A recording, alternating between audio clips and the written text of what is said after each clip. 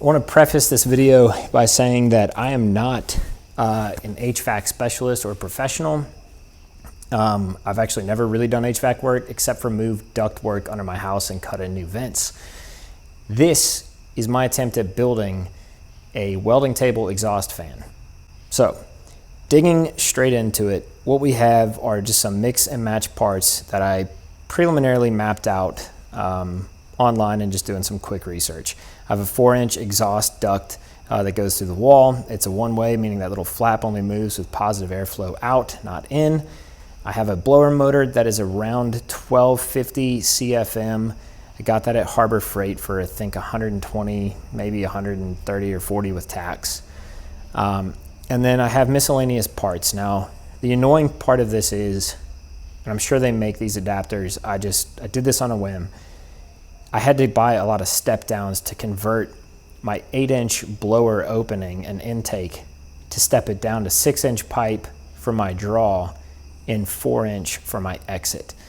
Now there's an immense amount of air pressure coming out of the exit, which is exactly what I want because it's drawing a lot of air up through a larger space. So when I'm welding, it actually moves quite a bit of air as that smoke rises. The whole goal is to get this out of my way. Now I'm just kind of prepping this thing, getting it ready while it's still on my workbench. Now the reason I'm throwing this clip in here of using a roof boot is that I was just simply trying to figure it out. And although I ultimately did not use this product, I was just trying to get creative with how to create a flange for the metal siding on my building. I've seen roof boots that are exhaust units that come pre-flanged. They're rather expensive, and I really didn't want to penetrate my roof, so I decided to go through my wall right under the drip edge of the roof. I was fooling around with this thing until I got it fitted and realized it was just not giving me the connection I wanted, and I was fearful it was going to stand off too much. Now, folding this ductwork together was frustrating for me because it's not what I do for a living. But I found that if I use these little pipe clamps and move them down and kind of chase the seam just to hold it closer together, it worked incredibly well for me to fit this thing in. Made very fast work of a very annoying process. Final attempt at trying to use this flange from the roof boot sucks because I trashed a $15 product that I can't return, and I was banking on returning stuff I didn't use, but I needed to see if it was gonna fly.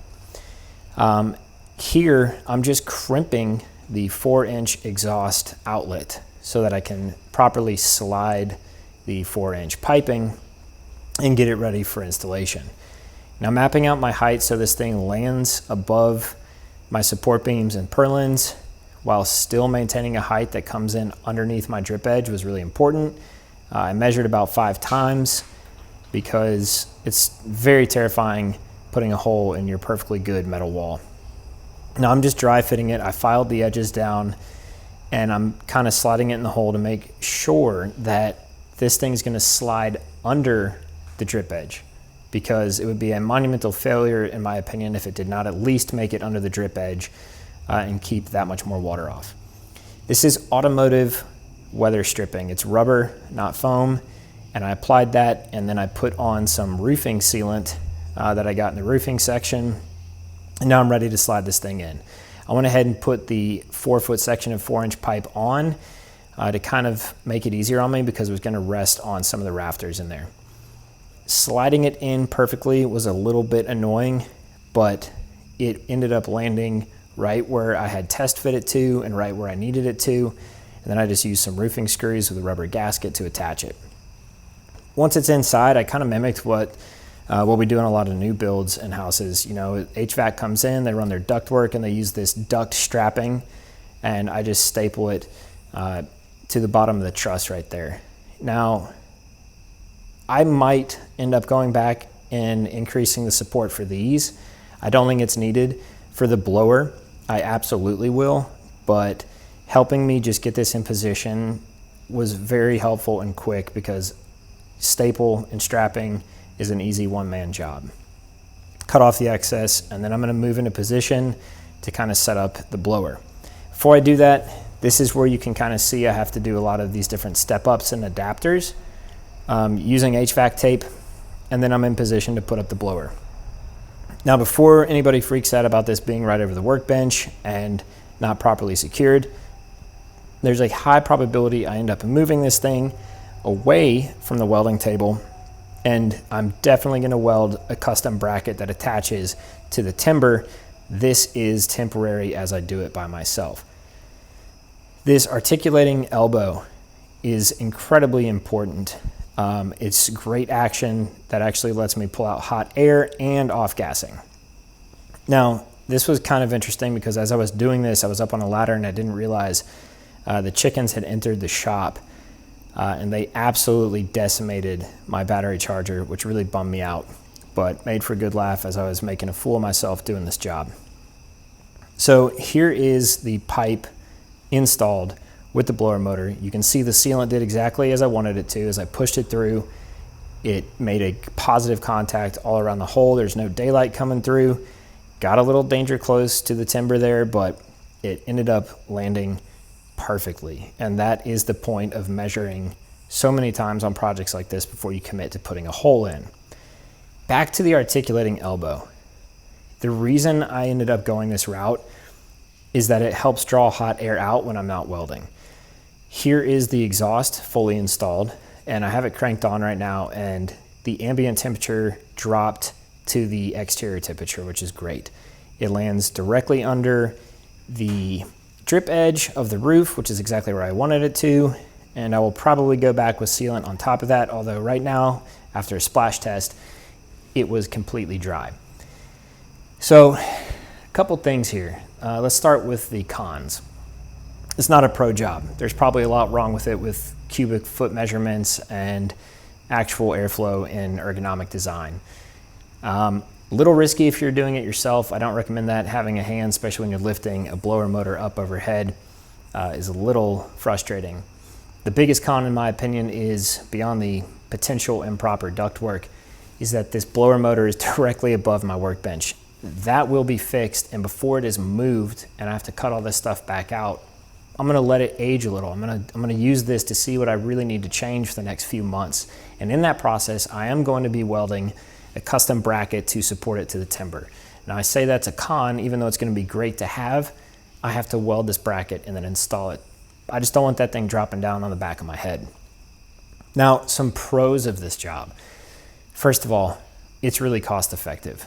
I've seen welding gas extraction units that are starting at $1,000, $1,500, and go up quite quickly.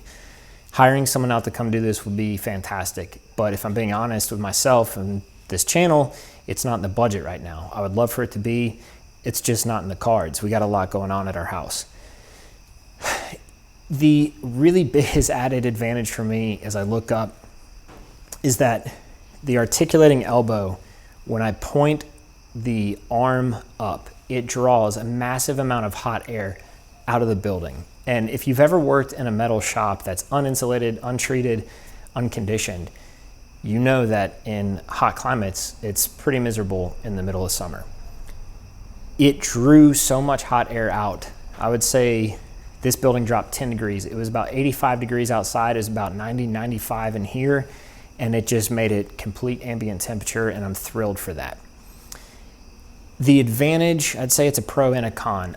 I will probably have to replace the actual intake. That 6-inch round extendable flex hose is not retractable. So if I pull it down directly over my welding project, it's probably just gonna hang there for a while, and that's gonna bother me. I don't think it's a very safe play. I don't think it's a very professional play, and that kind of clutter really bums me out in the shop. So at some point I'm gonna upgrade to a truly retractable arm. We'll see when we get there. As for now, does it draw smoke away from the welding table? It absolutely does. You know, it's I think a 1250 or 1500 CFM blower. It's got a lot of power. It's really not that expensive. It's not too terribly loud, and it does exactly what I need it to right now. It's one step closer to a little bit cleaner of this home shop and makes me feel better about welding. Now, I do wear a mask still when I weld, but I just don't want that smoke hanging out up on the inside of this shop or the ceiling. And if you've ever been to a big welding operation, you will see that the ceilings are usually pretty caked up with all kinds of nasty stuff. hopefully this thing ages well. And over the next 3 to 4 months, I'll happily report back and probably do a follow-up video when I make changes to it. I just need to live with it for a little bit to find out how it operates and acts while I'm welding. In that time, like I said, I will be adding custom brackets to permanently fix the blower motor to the wood structure so as I don't get crushed while welding. If you guys have any questions or comments, let me know down below. Let's keep it classy. I know there's a lot of smack that could probably be talked about this. I'm open to that. I mean, it's a DIY job. This is very homemade. I'm not an HVAC guy. If you have any questions, I'll do my best to answer them. I will answer them honestly on its performance and if it's frustrating or if it was worth the effort. But it came in on budget, you know, we're right around that $225, $250 mark. I returned a lot of the pieces and adapters I didn't need or use.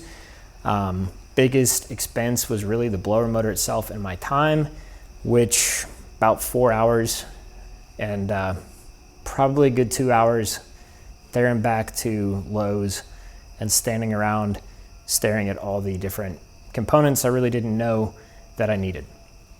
So if you like this video, give us a thumbs up. If you really like it, share it with someone that might get a good laugh out of it or find it inspirational for their own shop.